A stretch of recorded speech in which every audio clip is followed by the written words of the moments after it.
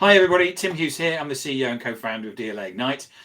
With me today I've got Michael J. Goldrich, and we're going to be talking about his book, Too Many Hats, Too Little Time. So before I'm going to get you to introduce yourself, Michael, I really enjoyed the book. Oh, thank you. And we're going to talk about because it's about artificial intelligence. It's written by you. I've actually recommended it to a lot of people, and I've said you actually wrote it, not artificial intelligence, but it's about artificial intelligence. And there's a lot of stuff. If you want to know about AI and want to get into it and start something really quite quickly, it's a great book. Where can people find you? So people can find me two ways, actually. They can find me on LinkedIn, Michael J. Goldrich. There's another Michael Goldrich there, so Michael J. Goldrich.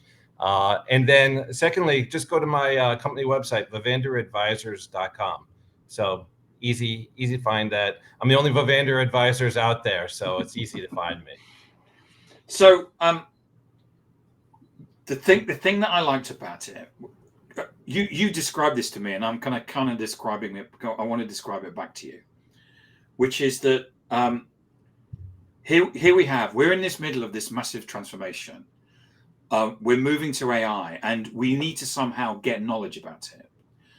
And what you've done is that you've actually written a blueprint, because it is a blueprint, isn't it, about how somebody can start a company using AI.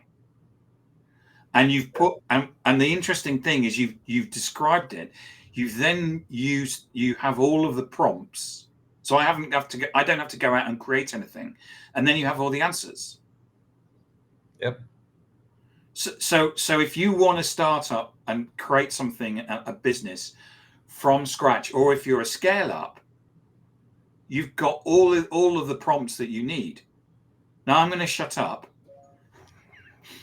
because I as I said, I got really excited about it, and I bought a copy for my business partner, and I only do that on rare occasions. Thank you. And so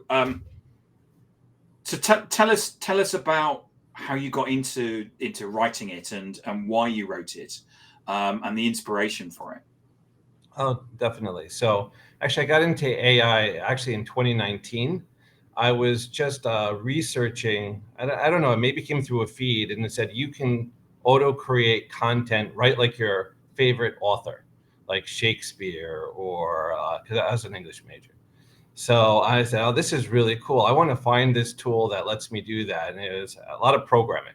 So, but a guy provided step-by-step directions, and I did it. I followed his directions, and I fed in the content, just training content. And what it came out was just complete garbage.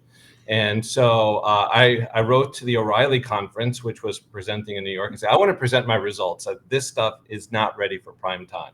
Yep. So I went and I presented my results. So that's how I started with AI. So then fast forward to November 30th of a year and a half ago. And when I saw ChatGPT and I was looking at it, I'm thinking, this is an amazing tool. This capability of what I was unable to do back in 2019. This does it seamlessly and seems very human. So I started reading all about how do you actually make it deliver results and content that you want, that's usable. And as I was starting to learn about it, and one of the things I learned is you're supposed to give it a role. Yep. Then you give it, context and, some other directions. But I was thinking about the role thing. I thought the role was very interesting. It stood out to me. So I said, okay, so I'm like, okay, you are a copywriter, blah, blah, blah, blah, blah, blah. And they would generate copy for me. But then I thought, well, what if I personify this? What if I create a persona? What if I say it is Tim, the copywriter? And not only is Tim a copywriter, but I say Tim is a copywriter for this small consulting company that focuses on this special type of expertise. So now I'm giving Tim, this copywriter, a bit of a background. And then I wonder, will this Tim persist throughout the conversation? So not after the first chat, but say I'm chatting back and forth, and then I want to ask Tim a question again. Is Tim still there? Tim was still there. I'm like, oh, that's pretty cool. Then I said, okay, what if I give Tim not just a background and experience, but what if I give him some skills? What if I say that he is great at this type of copywriting and he likes to write in this particular style and he has this type of personality? Would that persist? And it did. So then I thought, well, this is kind of cool. And I'm like, okay. So I've got Tim in this chat and he's great and he's very helpful. But if I want to create Larry, the say the chief marketing officer. Yeah. And I kind of give the same kind of background and experience, but focus on chief marketing to Larry. Does Larry persist? So Larry persists throughout the chat. And then Tim persists throughout the chat. I'm like, this is very interesting. So now in my mind, well, Larry, who is a copywriter, could report to the CMO. So I want to ask them both kind of questions. And I wonder if they'll both respond to me. And they both responded to me when I asked them specific questions about writing content from their unique perspectives. I thought, well, that's pretty interesting. Then I thought, well, I wonder if I can get the two of them to interact with each other as well as with me just by prompting them. And they did. And I thought, this is really, really cool. People should know about this. They do. So They then need to know about it. Yes. So this is really, really powerful. So then I started talking to people about it, and they're like, what the heck are you talking about? It just writes emails. It just writes reports. I'm like, no. It can do that, but it can do a lot more. You create these things called personas, and they persist, and they could be your advisors. They can help you in terms of all decision making. And people just couldn't understand it because I guess they're so new to the technology. And this was back in April of last year when I'm going through this. I'm like, you know what? I'm just going to write it down. I'm going to write a book about this. So then people will know what the heck I'm talking about. And so that's what I did. And I thought, really, the power, there's so powerful on so many different levels. But I think it's most powerful to how you teed off this conversation. So you're a solopreneur. You know, most people are pretty good at one thing. They're okay at other things, but they're really good at one thing. But you can now, as a solopreneur, one of the things I think that holds people back is they don't know maybe about the financing. They don't know about the marketing. They don't know about the sales. They don't know about the technology. And if they do want to know that, or the law, that's important. And so that kind of is a barrier of entry for some people, or people have to raise money to buy this type of expertise to kind of help them. Yeah. Now it's a level playing field. Now you can create all those types of personas and ask them the information, the questions that you would pay hundreds of potentially thousands of dollars to. Like, just imagine the lawyer. I use the lawyer a lot, where, you know, say you would have typically 10 hours of law billable hours. Now with this technology, when you're looking at contracts, you can run the contract through your lawyer AI persona, and you can say, okay, what are the things I need to know line by line? So you tell it, go line by line, identify what are the things I need to know. What does this mean? And so now you can take that output and then bring it to your lawyer. But instead of those 10 billable hours, now you have like 2. Then they kind of go through and the things that you flagged for, say, well, tell me about this, this, and this. That's 8 hours. And an hour of law time is expensive. And now you get that back. So anyway, that's part of what kind of my motivation here. So first and foremost, for people watching and listening, what Michael does is that he shares all of the prompts. So you haven't got to go out and create anything. It's all there in the book. And what's really interesting is that we work through from what is a prompt to here's an example of a prompt. So pretty much what you just described. And then what happens is you say, look, let's start a business. And so I don't know about you, but I find it really weird when people repeat my book back to them. But I'm going to do it to you. And then you actually say, these are the CVs. So this is the CFO CV. This is the CMO CV. This is the CEO CV. And it's like where they went to university, their Myers-Briggs, psychological profile, all of that detail, and you feed that into ChatGPT, and then you say, we're going to have a board meeting. So you've got all these personas set up. So as a small business, you can make up you can make up people, load it into ChatGPT and say, okay, so what would these people say? And you give the output. Yeah. It's just unbelievable. Yeah, it truly is. I mean, when I was starting out, and the example I give you, like I'm helping this company start out, and so they wanted sort of like, what do they need to do? Like, what should they prioritize? And so you, just to your example there, you load up all the personas saying, here's where we're at. This is what we're doing. Each of you, and you load up all the personas that you talked about. There are about 12 of them in this company, from head of sales, finance, technology, training, marketing, whatever. So based on each of your backgrounds and experience, what would you say should be the top 10 things I should focus on today? So each of them will give their perspective, and then you go right back, say, okay, I'm not doing this, I'm not doing that, I'm not doing this, I'm not doing that. I need to get this done based on that feedback I just gave to you. All of you come together and give me what the 10 items are that I need to focus on right now. And then they delivered a list, and then you just run with it. And that is incredibly useful for people that might feel stuck. And that's one of the things I find about this technology. It wipes out writer's block. Yep. or just like, I don't know what to do. Yep. You can even load these personas up. I don't know what to do next. This is where we are. Help me. And then they will. Yes, because the objection that we get, because we all know that we've read in the papers, and we do get these what they're calling, it makes mistakes. So it's which they're calling hallucinations, because the AI won't admit it's wrong. So it goes up, and we've all seen things where it's made up case law, or it's made up certain research. But that doesn't matter, because what happens is that we're having a conversation. So it's not like it. So the mistake that people think about AI, it's a magic answer. We press a button and it gives an answer.